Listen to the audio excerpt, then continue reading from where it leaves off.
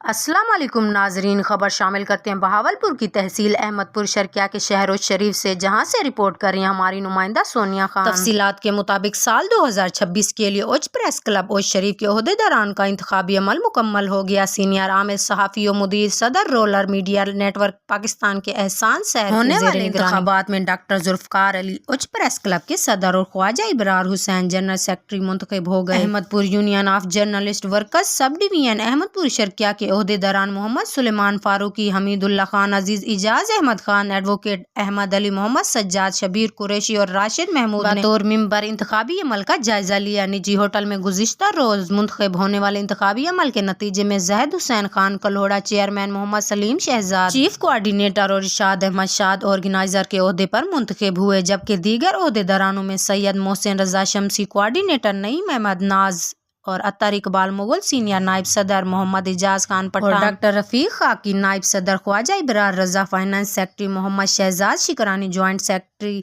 خواجہ فروخ علی information secretary, Tariq Ali Shah chairman مجلس عاملہ اور محمد Arshad Khan vice chairman مجلس عاملہ کے عہدے پر منتخب ہوئے۔ بلال احمد خواجہ، اظہار حسین حسیب، اطہر سید حسن بخاری، ساجد انجم، وزیر حسین اور سونیا خان کی نامزدگی عمل میں لائی گئی۔ سینئر عامل صحافی و مدیر صدر اور rural media network Pakistan Ehsan Ahmed Sehar نے Uch press club and media group کے 9 منتخب عہدیداران اور اراکین مجالس عاملہ کا اعلان کیا اور انہیں مبارکباد دیتے ہوئے امید ظاہر کی کہ 9 منتخب عہدیداران و اراکین Uch press club and media group کے منشور کے مطابق صحافی برادری کے حقوق کے تحفظ، غیر جانبدارانہ صحافت اور عوامی مسائل کی ترجمانی کے لیے انہوں نے کہا کہ ماضی میں 15 مرتبہ صدر منتخب ہونے والے ارشاد احمد شاد نے صدارت کے عہدے پر رضاکارانہ ریٹائرمنٹ لے کر اچھی مثال قائم کی اور نوجوان صحافی کو آگے آنے کا موقع دیا۔